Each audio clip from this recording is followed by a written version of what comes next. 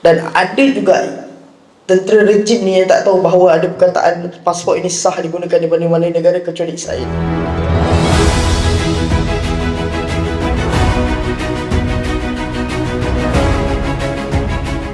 Itu kiranya baru sikit lah kan dari segi makanan. Kalau kita dapat melihat kalau Gaza lagi lah, dia tak makan dalam masa sehari kan.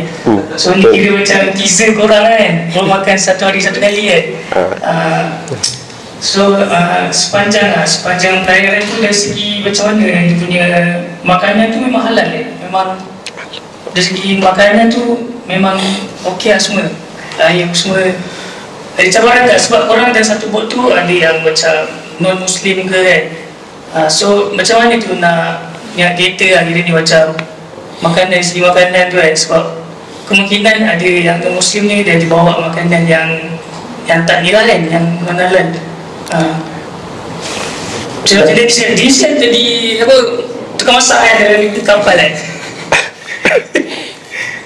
Dalam manual yang kita dapat, manual JSF tu, kita dah ada prohibited dia apa, alkohol, pork dan juga benda-benda lain, drugs.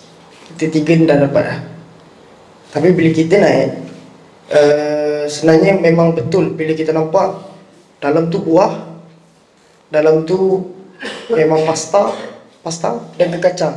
Kekacang ni lah yang sebenarnya yang menjadi susah untuk kita nak terima. Air pertama, air kedua memang senang nak terima, kita kata. Sebab memang budayanya di situ. Tapi bila dah masuk air ketiga, air keempat, kita dah jadi tak boleh nak makan dah. Sampai dah dengan pasta, air pertama, air kedua je sedap. Air ketiga tu dia dah jadi lain sikit rasa dia. Tapi makanan ni memang mostly vegetarian punya style lah. Macam kapal saya ni memang vegetarian punya style. Sama ada kita buat salad ke. Macam saya sini kalau tak boleh nak makan apa diorang masak, saya masak Maggi. So kita bawa sini Maggi tu. Dan ada kita bawa snack, buah mesti lah. Sebab itu ialah salah satu sumber, kita kata ada sumber vitamin apa semua daripada buah. So kalau kata makanan macam kapal saya, sampai pada awal sampai habis memang kita mostly vegetarian. Tapi vegetarian macam mana, kacang lah, bentuk kekacang tu banyak. Tapi biasa kita sebab local food sana, kita boleh makan dalam masa sekejap. Tapi tempoh belayar yang lama ni kan, akhirnya kita perlu balik pada ni lah, cara kita makan macam mana. Tapi nak tak nak benda tak dapat, kita tahan je lah. Tahan sampai habis. Dan kita makan pun tak boleh banyak, makan ala kadar je.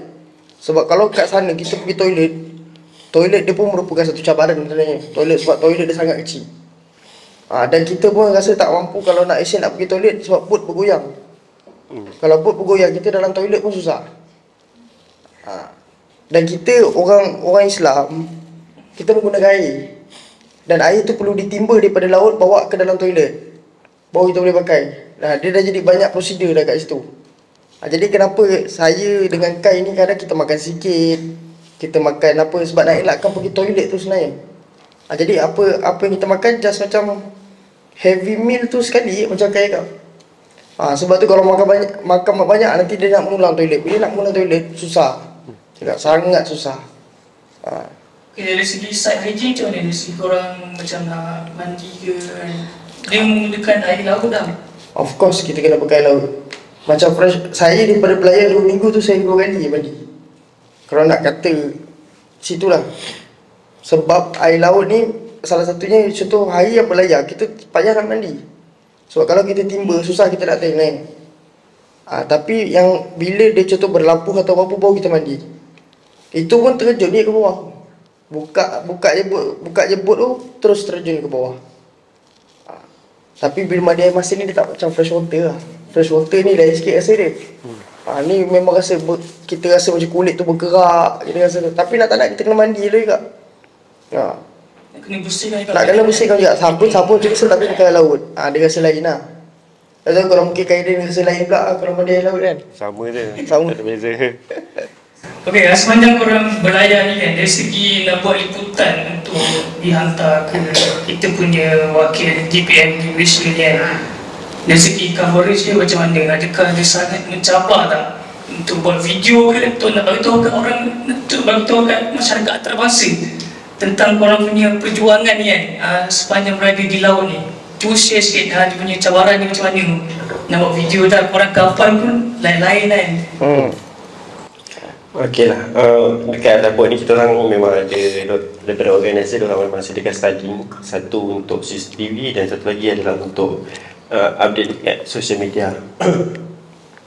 And mungkin macam dekat gambar saya Wahum, yang banyak update adalah yang saya nampak daripada saya sendiri, dan ada seorang lagi. Yang seorang ni dia pun daripada NGO, tapi dia tak adalah update saya dia macam saya perasan 3 ke 4 hari baru dia ada update dekat depan ni. Dan kru seorang yang selalu update iaitu Juliet, dia sebab saya dah tengok dekat dia punya social media tu, dia memang dah lama menggerakkan berkenaan dengan isu Palestin daripada 2000 berapa saya tak ingat, tapi lama juga lah.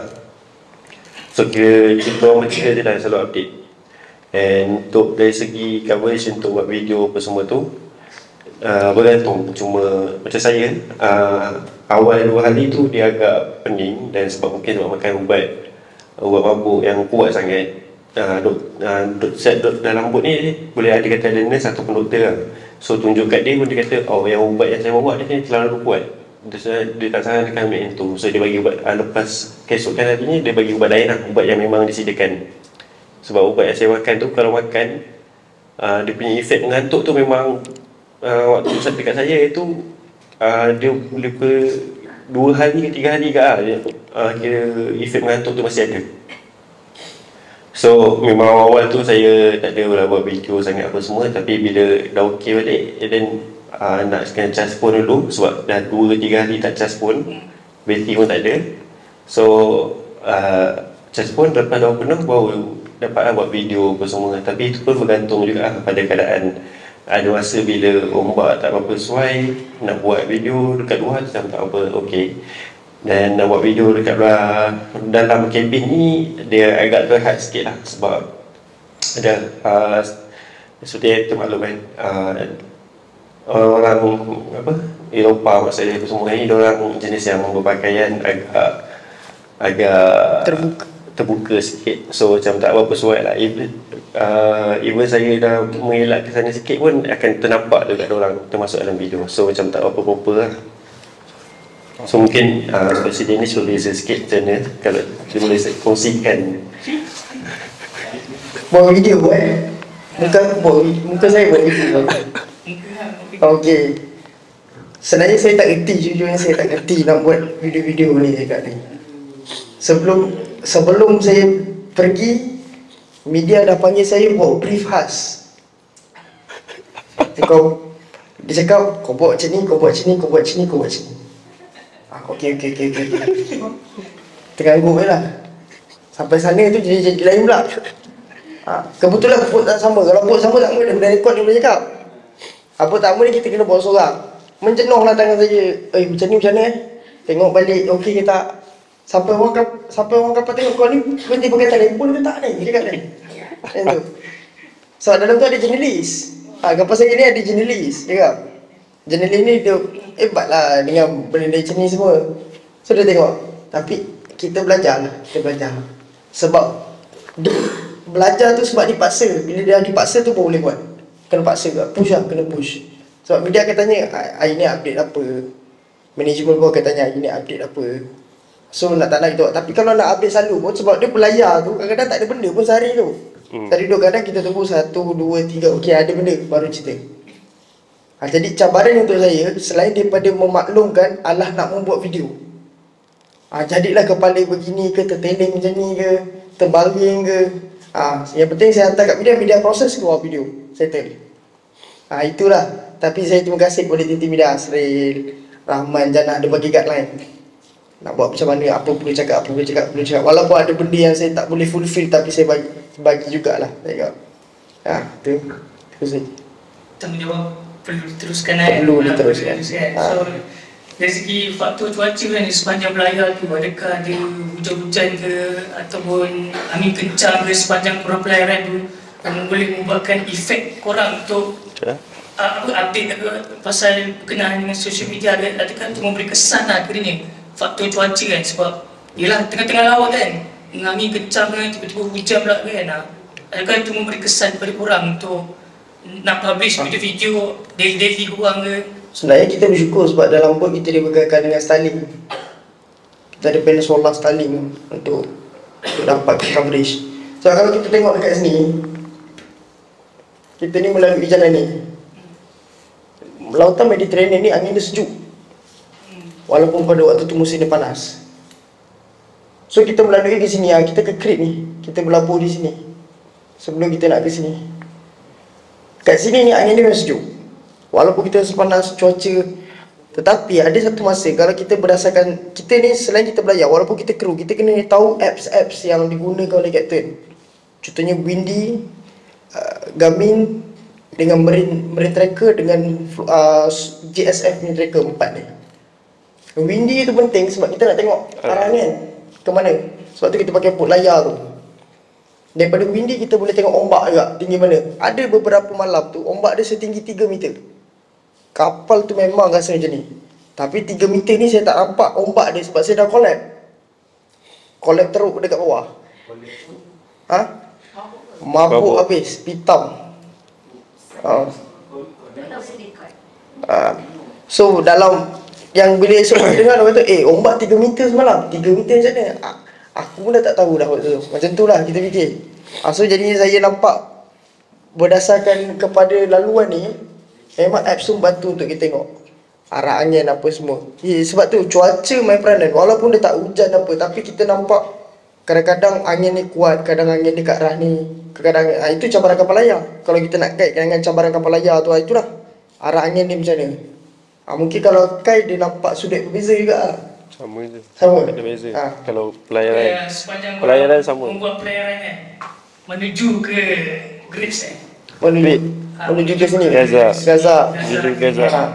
Sepanjang perjalanan tu ada tak ada usul-usul sabotaj? Macam Kai sendiri kan, ada tak momen macam tu yang boleh share kan? Ya, ni daripada pandangan saya untuk isu sabotaj ni kita tak boleh nak confirmkan lah sebab Global Smooth Flotilla pun orang tak ada keluarkan apa-apa statement. So apa yang saya nampak adalah satu kapal rosak sebab serangan drone. So ada dua bot, tak silap bot yang terkena serangan drone tu kena bom adalah Tajete, Silvazia, Zefiro, dan adalah beberapa bot lagi. Tapi ada satu bot tu saya lupa nama dia. Dia memang rosak, dia punya layar depan tu memang jatuh lah sebab terbakar, dan dia punya tengah tu mas dia, kita boleh panggil mas, tiang pun dah ada yang bengkok dan ada tegak lah. Dia punya layar tu yang koyak. So satu bot tu memang tak dapat bergerak. And pada asalnya perjalanan kita orang daripada tadi tu, itu adalah last checkpoint sebenarnya daripada Porto Paulo, dan saya akan straight ke Gaza. Tapi selepas mungkin diorang berbincang sama steering committee apa semua, dan diorang decide lah untuk berhenti dekat Kepulauan Crete tu. Dan masa berhenti tu lah banyak benda yang jadi. Contoh dia salah satunya kapal familiar, iaitu kapal steering committee yang ada Diago, ada Yasmin dan yang lain. Waktu tu tiba-tiba enjin dia rosak.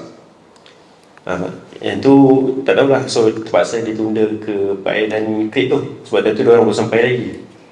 And dah seharian semalaman dekat Pulau Crete tu, keesokannya pula dapat tahu ada beberapa buah bot yang dia punya kipas tu diikat dengan tali ataupun besi, something like that lah, dan menyebabkan kipas tu rosak. Dan ada juga enjin yang rosak, tak boleh nak hidup, dia start tak hidup. Banyak juga. Dan kemungkinan juga daripada kapten saya sendiri, sebab waktu tu bot saya buat wahu, kapten dia berpanggil semua. Dia panggil, lepas tu dia cakap ada masalah dekat enjin bot. And dia kata mungkin ada sabotaj waktu kita tengah tidur malam tadi ke apa semua. And saya tak tahu sebab waktu tu saya memang dah tidur. So ada dua orang lain yang berjaga malam tu. So dia kata mungkin waktu dua orang berjaga tu terlelap ke apa, ada orang lain lah yang datang kacau ke apa, and so on. Sebab itulah ada beberapa beberapa orang lah, rasa ramai juga. Total semua rasa dekat 30 orang kat lah yang terpaksa diturunkan atas isu-isu kapal rosak ni semua, dan termasuk saya sendirilah, dan 5 orang lagi delegasi Malaysia yang lain. Okey, bila kita dengar cerita Kai ni ada macam unsur-unsur sabotaj lah daripada pihak rejim Zionis sendiri. So, bila kita dapat melihat macam mana Denny sendirilah, bila dengar tengok sahabat kita kan, dia macam ada unsur sabotaj macam tu kan. Lepas tu kan dia seorang kan pergi lepas tu kan. Macam ni semangat tu akan diteruskan ataupun macam bawah akhirnya. Sebab dia ni seorang lepas tu wakil daripada Malaysia kan pergi ke menempuhi jalan kan. So apakah perasaan ada macam bau ke masa tu? Saya betul kan, bukan wakil daripada Malaysia. Wakil daripada Malaysia tu ada 23 orang. Wakil daripada Global Peace Mission Malaysia. Mungkin tersasul, tak apa, saya betulkan. Saya betulkan dia kan. Dari Malaysia kat saya tengok. So kalau kita kata, saya teruskan. Waktu tu saya sempat bincang dengan Kai pasal perkara ni apa semua. Kita sempat bincang, nak cakap it's okay. Sebab kita tahu kita masing-masing dah menempuhi perjalanan dan episod yang berbeza-beza di atas laut. So kita nampak hardship ni untuk everyone dia tak sama.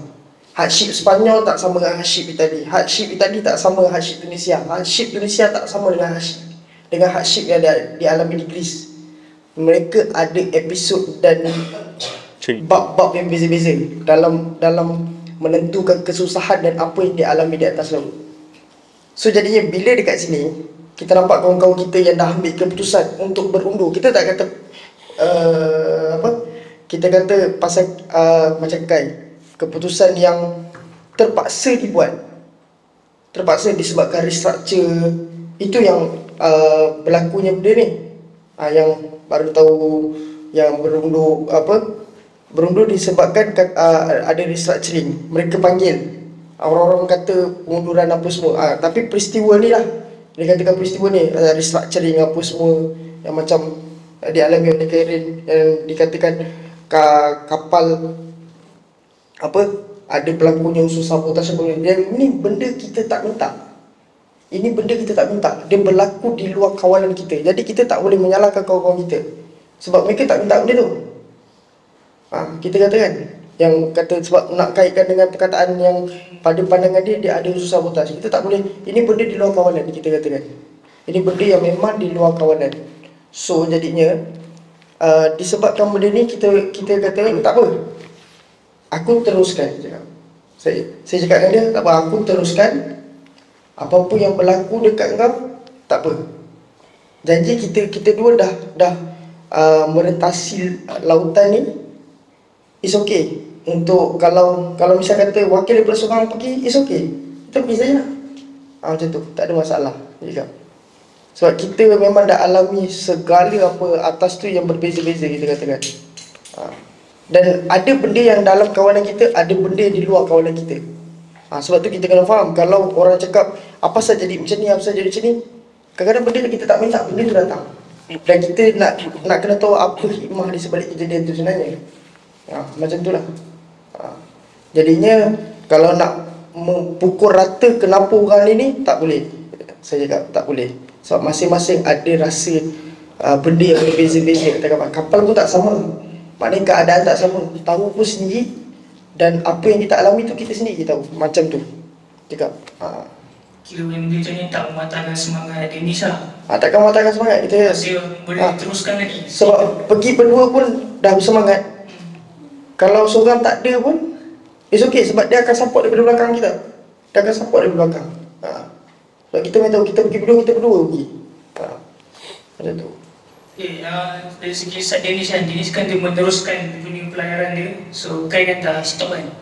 So dari segi Dennis seorang-seorang ni kan. Lepas tu masuk pula zon kuning lepas tu kan. So apa tanggapan pertama Dennis lah, sebab tak jauh daripada Gaza lah kira itu kan. So apa Dennis punya ni? Ini dah masuk episod yang zon kuning, zon merah tu dia kata kan. Dia sebenarnya ada satu malam, sebelum malam yang kita orang kena tu, semalam sebelum tu kita dah ada amaran dah keluar. So kita dah pakai life jacket, kita dah pakai apa semua. Tapi malam tu tak berlaku apa-apa. So kita masuk tidur balik. Dan kita buat kawalan juga. Tapi malam esoknya je kita dah agak lah. Sebab kalau tak buat di malam tu, InsyaAllah pagi esok tu akan sampai pesisir Pantai Gaza. Kalau ikut pada tracker akan sampai dalam pukul berapa 11 ke 12 macam tu, saya tak ingat. Tapi memang akan sampai esok pagi tu. So malam tu dibuat, dan segala tahanan ataupun ditahan, tangkapan apa semua malam tu lah berlaku. Kita kata malam tu semua kapal habis kecuali satu kapal Tuan Haji Zainal di pagi, sebab dia tu berada jauh terkebelakang sikit daripada kami yang kapal-kapal yang ditahan pada malam tu. Pada malam tu itulah episod yang kita kata baru kita nampak kejahatan rejim ni macam mana, cara dia macam mana, apa semua. So tu sedikit sebanyak lah apabila kalau saya nak kata situasi pada malam tu lah. Tapi masa yang kena serangan di rejim tu di zon merah ya? Zon merah.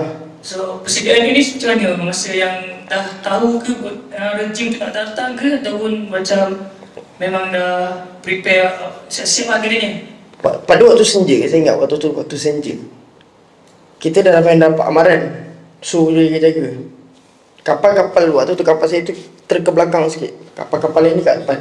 Dan kita dapat amaran ataupun peringatan daripada grup signal. Kita katakan okey, yang berada dekat depan dia dah nampak formasi-formasi yang menghalang pemasukan kita untuk ke perairan, kita kata perairan Gaza tu. Jadi, tapi sebenarnya kawasan kita tu masih lagi international waters, perairan antarabangsa. So daripada kapal-kapal ni kita dapat dia cakap malam ni mungkin akan kena, kemungkinan besar akan kena. Memang betul kena, sebab sejurus waktu malam tu pukul 8, pukul 9 dia dah berpusing lah. Kapal-kapal dah start berpusing. Lepas tu dapat berita Alma dah kena intercept. Dah kena, lepas tu serius. Kapal-kapal dah start intercept. And then baru kapal-kapal lain yang kecil ni baru kena. Tapi dia punya proses dia sangat panjang. Saya kata sebab dia berpusing bawa spotlight lebih besar pada ni. Spotlight sekali dia jalan lagi. Kalau kapal saya lah, spotlight lagi jalan lagi. Lepas tu baru masuk water cannon. Dah dekat tu, itu yang saat buang telefon tu. Masa yang dekat water cannon tu kan, masa dia simbah air tu, dia ni macam mana? Ada kat situ ke memang tak kena lah water cannon tu? Saya water cannon saya tak kena. Tapi saya dengar water cannon sebab saya turun ke bawah. Saya pindah turun ke bawah. Lali. Siapa yang nak duduk atas, sebab saya malam tu memang dah sejuk, memang dah apa. Saya tak nak, saya fikir tak apalah, sebab kata siapa nak turun. Dan lagi satu, telefon saya pun ni, sebab saya nak hantar apa-apa maklumat ke sini, telefon saya bateri dah makin rendah, saya pergi cas. Waktu tu, tapi internet waktu tu on off. Sebab tu kalau dengar dalam voice note yang saya hantar, memang lama sikit bawa dia. Dah lama tu terus hilang. Maknanya itu kita dah sampak ke laut lah. So sebelum water cannon ke dah memang campak barang-barang macam elektronik, lepas tu barang-barang tajam ke, atau semasa water cannon barang-barang elektronik tu? Barang-barang elektronik, telefon saja yang kita campak. Sebelum telefon tu dibuang ke laut, so waktu kapal di pintasan tu dah nak dekat, memang dia nampak sini kita yang buang. Tapi dia tak ada bawa apa lah. Cuma dekat, dia ambil proses, dia tahan kita, dia pakaikan tag apa semua, and then baru dia take over kapal tu. Bila take over kapal tu, tu yang start dia bawa ke Ashdod tu. Bagaimana perasaan Danish bila rejim Zionis naik ke kapal Danish akhirnya, perasaan macam mana tu? Adakah rasa macam apa orang cakap? Tuju ataupun rasa macam kita sebenarnya agak debar juga. Tapi mujur. Sebab tu kata kita sebelum kita berlayar ni kita ada kelas. Daripada kelas tu kita dah diajar. Dan dalam kapal kita ada organizer, ada kapten. Organizer ni yang membantu macam mana nak menguruskan kapal tu. Kita pakai life jacket, angkat tangan. Perlahan kat enjin, and then sebab tu kapal tu boleh masuk. So bila kita berdiam diri dan kita tidak reaktif, maka dia tak boleh nak mengancam kita, sebab kita tak mengancam dia. So jadinya dekat situ Bila kita kira surrender lah. Dan kita biarkan dia untuk take over kapal dan buat pemeriksaan kepada kita. Debaran tu ada, tapi kita kena faham apa yang kita dah belajar. Maknanya teori dah belajar, practicality tu kita kena praktikan pada waktu tu. Dan sebab korang pergi di sini pun masih non-violent kan. So sepanjang rejim kapal tu ada buat kekerasan ke terhadap orang aktivis-aktivis ni ke, ataupun macam mana, ataupun secara baik dia orang tahan korang. Kapal saya tak ada kekerasan. Tetapi cuma kita biasalah Navy dia waktu dia naik tu saya ingat dia kata we are Israeli Navy dengan suara yang nak buat garang ke pengis ke apa.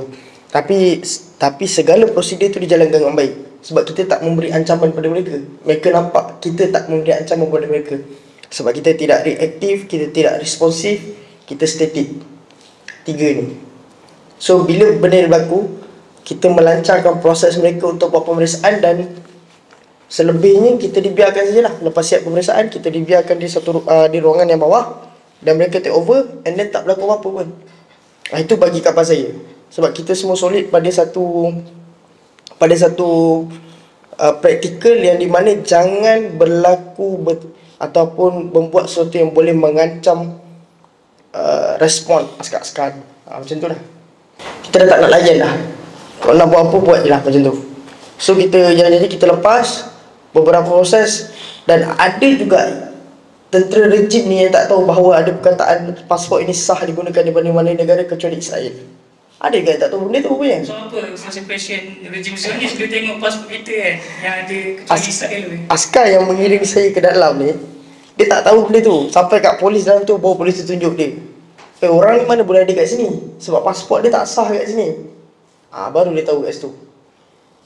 Itu antara momen-momen yang saya ingat. Dan sebab rejim ataupun bangsa Yahudi ni dia claim dia bangsa yang paling pandai, tapi rupanya ada juga di sebalik kepandaian tu ada juga yang macam tu. So jadi bila kita dah lalu proses, antaranya kita kena pergi declare duit. Dia bagi satu receipt. Dia kata nanti kalau awak balik, awak tunjuk receipt ni dekat immigration airport awak nak deport tu, nanti dia akan bagi balik. Memang tak ada lah cerita dia. Memang dia tak bagi lah. Memang tak bagilah. Sebab balik pun selai sepinggang memang. Balik selai sepinggang mana ada apa-apa. So sepanjang kat pelabuhan Ashdod tu banyak situasi yang Sampai nak naik truk lain, sampai nak pergi ke penjara Kizyot tu pun lain. Macam ni dari segi pelabuhan Ashdod tu kan, masa tu nak pergi ke penjara tu, berapa kapasiti dalam van tu nak Truk tu banyak. Banyak. Truk tu banyak, tapi saya naik orang pertama. And then dia nak suruh masuk, dia ketuk belakang. Dia sepak belakang balik, dia suruh masuk ya. Kita diam ya, tapi nak tunggu dalam satu ruangan saya tu ada, saya rasa 16 orang ke 15 orang. Saya orang pertama naik, bila dia naik, dia tak ada apa-apa, dia ada lubang udara kat tepi. Lubang udara. Tapi bila kita naik tu dia dah tutup lah, tak. Sampai dengar lah. Tapi bila nak penuh orang, bila orang dah penuh, orang makin panas. Ramai orang pula, dia dah haba dalam tu. Tapi bila kita minta aircon, malam dia buka aircon, tapi dia bagi paling maksimum. Semua jadi macam ni pula, daripada semua panas, semua jadi macam ni. Sejuk. Sebab siapa yang pakai sweater, dia suruh buka. Dia suruh pakai dengan pendek juga naik truk. Daripada Ashdod nak ke penjara tu dah dekat 2 jam lebih. So benda tu tak mematahkan semangat korang akhirnya yang pergi ke sana kan. Sebab ada yang kata-kata daripada bank sendiri kan, bila korang sampai dalam tahanan tu, dia kata korang teroris. Tapi ada aktivis yang kata Free Palestine. Betul. Dia memang tak mematahkan semangat korang masih meneruskan juga perjuangan juga. Sebab bagi geng Eropah, dia rasa dia tak salah. Sebab dia masuk secara betul.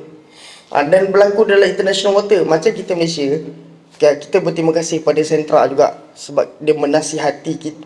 Semua delegasi ini mengikut perundangan-perundangan yang sepatutnya. Contohnya borang apa kena sign borang apa yang perlu dijawab. Kita dibantu daripada segi perundangan juga. Tapi macam berlaku protes dalam penjara atau protes dalam sangkai kata Free Palestine apa semua. Sebab mereka ni ada satunya sikit, ada kedutaan kat sana. Kita mana ada kedutaan ataupun konsulat jeneral, kita tak ada. Jadi dia punya level of, kita kata kalau Eropah dia main game macam ni untuk dia psycho macam ni, kita ada cara kita. Itu kalau kata cabaran jugalah. Situasi dalam penjara macam mana? Dalam satu penjara tu, dalam satu sel tu berapa orang? Macam mana keadaan dalam penjara? Saya satu sel 10 orang. Saya satu sel 10 orang, saya masih ingat bilik nombor 13. Tapi dalam tu saya dengan seorang lagi Malaysia, dan 8 orang lagi ada bercampur lah, daripada Greece, daripada Spanyol, daripada Turki macam tu. So dalam kesemua ni memang kita dapat, malam kita masuk kita dapat roti. Air memang tak ada dibekalkan. Air memang disuruh untuk minum air paip je kat dalam toilet tu. So bila macam ni, so macam bila masuk waktu makan yang lain, kita dibekalkan dengan makanan, nak kata dia bukan nasi, dia bali lah. Macam saya personally saya tak makan sikit. Tapi bila kita makan sikit pun dia rasa tak boleh masuk dah. Maksud saya minum air, saya tidur. Tapi cara makanan tu dihidangkan, contoh orang ada 10 orang, dia letakkan 3 pinggan. 3 pinggan sayur, apa dia, kau share lah ramai-ramai. Macam kita letak kucing makan tu kan. Macam tu, share ramai-ramai.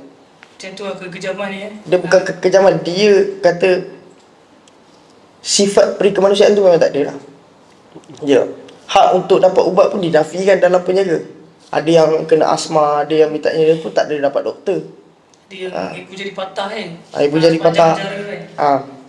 Adakah itu disebabkan dia macam memberontak ke? Ataupun memang itulah kekerasan yang kita dapat melihat? Mungkin sikit lah rejim ni sebab Saya rasa kekerasan sebab memang tak dinafikan dalam ramai-ramai tu. Saya pelik pada hari tu, askar, polis ni, dia orang menjadi sedikit manusia pada hari tu. Jadi sedikit manusia. Adakah itu merupakan propaganda daripada rejim sendiri? Sebabkan dia tak ada macam blok-blok dia kan? Blok-blok dia semua tak berpihak pada dia. Dia tekanan antarabangsa. Tekanan antarabangsa sebenarnya.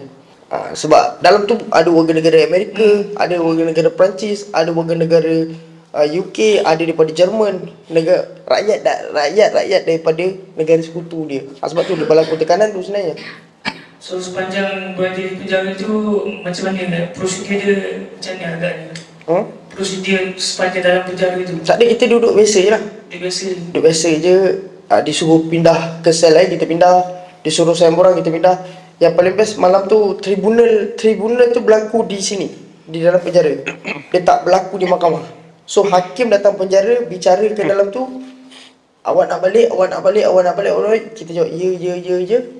Dia key in apa maklumat, dah. Maknanya proses penghakiman dan pengadilan tu berlaku dalam penjara, tak dibawa ke mahkamah.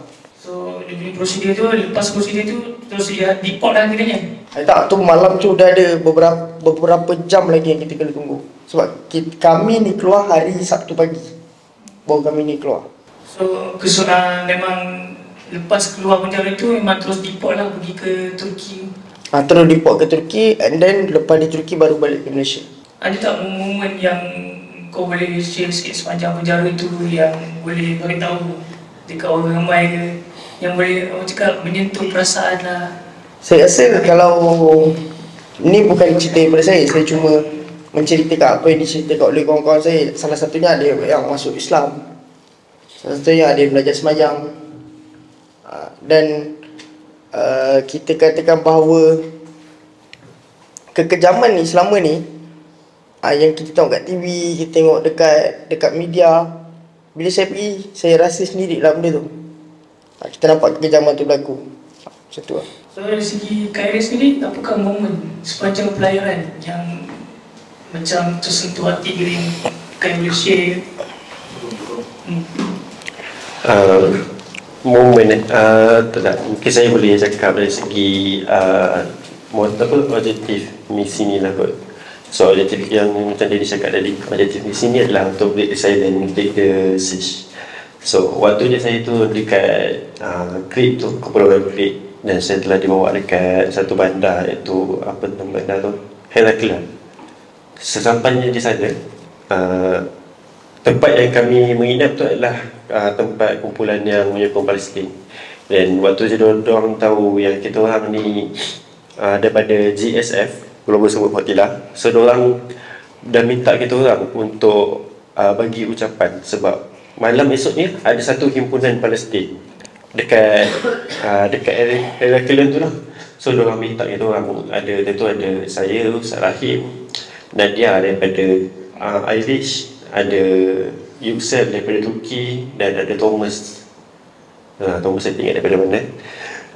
Dia minta kami berlima untuk share kami punya pengalaman dekat perhimpunan tu daripada side Global Semua Perwakilan lah. Tapi saya dengan Ustaz Rahim, kami sebelum pergi tu kami minta pendapat daripada command center tu, minta pendapat daripada lawyer apa semua. Dan diorang kata jangan bergerak ke mana-mana dulu lah sebab risiko ke apa-apa. So yang pergi cuma diorang bertiga je lah. Dan tapi kita orang tanya ke pada diorang macam mana apa semua. So memang sambutan tu sebelum ni sambutan Palestin berkenaan isu Palestin ni, negara-negara Eropah apa semua ni tak nampak sangat. Tapi once dia Global Semut Flotilla ni dah start belayar apa semua, dia punya orang yang menyokong isu Palestin ni makin lama makin ramai. Dan makin ramai yang sedar berkenaan dengan isu Palestin ni adalah bukan sekadar isu agama dan apa semua. Ini dah kira beyond tu lagi lah, lebih daripada tu. So ia adalah satu isu kemanusiaan yang memang teruk lah. Ada genocide apa semua, budak kecil dibunuh, ibu dibunuh apa semua, ada yang dijadikan macam-macam, diseksa. So mata dunia, masyarakat dunia, diorang dah mula nampak benda ni. And diorang mula sedar dan mulalah fight juga untuk bantu. Dan kebanyakan juga yang memulakan pergerakan menyokong Palestin di negara-negara Eropah ni adalah, kita tak nafikan, adalah golongan-golongan yang ditindas juga. Contoh-contoh yang golongan yang ditindas, banyaklah golongan yang ditindas kat Pulau Europe ni. So diorang yang dengan inisiatif ni. Itu yang dekat Heraklion. Lepas tu waktu saya ke Athens, sebab kita orang transit dekat Athens sebelum balik ke Malaysia, pun sama juga, ada himpunan lagi.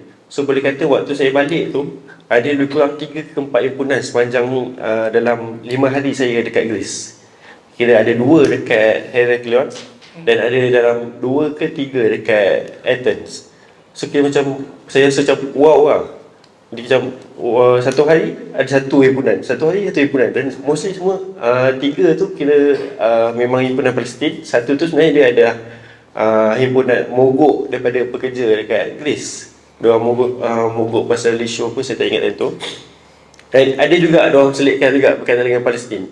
So even orang mogok berkaitan dengan kerja apa semua, ada juga golongan dia selitlah masuk isu Palestin ni apa semua. So dia kira macam sekali lah serentak himpunan tu. Pertama kita kena faham, flotilla ini bukan untuk menghantar makanan, tetapi ianya untuk menggerakkan sesuatu gerakan kita panggil social movement, untuk pertama memecahkan kepungan, yang kedua memecahkan kesunyian. Sebab apa? Berlakunya kezaliman ni adalah disebabkan kecuaian manusia membiarkan kezaliman ini berlaku dengan membiarkan bangsa Yahudi ini menjajah tanah Palestin. Itu sebenarnya kecuaian dan ketidakpedulian masyarakat antarabangsa. Sebab tu benda ni berlaku. Sebab tu berlakunya 2 objektif ni. Ada objektif ni yang paling penting. Kita mungkin tidak berjaya untuk memecahkan kepungan, tetapi kita berjaya untuk memecahkan kesunyian. Sebab tu macam Kairin cerita di Heraklion, di Crete ada demo. Kami di Catania pun ada demo. Lepas tu yang general strike di pelabuhan di Itali, berapa banyak. Di Spanyol macam mana PM Pedro Sanchez keluarkan statement. Kita nampak bahawa usaha-usaha ni dah mula naik ni, gelombang-gelombang suara daripada Eropah. Sebab itu bila berlakunya benda ni, dia memberi satu tekanan kepada rejim itu sendiri untuk membuka, untuk kita minta masyarakat antarabangsa lebih banyak bersuara supaya koridor kemanusiaan dia lebih dibuka. Sebab tu kalau tak boleh ikut darat, pergi ikut laut. Sebab tu flotilla ni dah banyak kali. Madeline, Andala, Resha Kori, Mavi Mamara, ada dah ke-38 dah sekarang. Maknanya usaha ni berjalan. Kalau ni tak berjaya, buat lagi. Macam ni 45 kapal tak berjaya. Katanya plan lepas ni nak buat 100 kapal lah.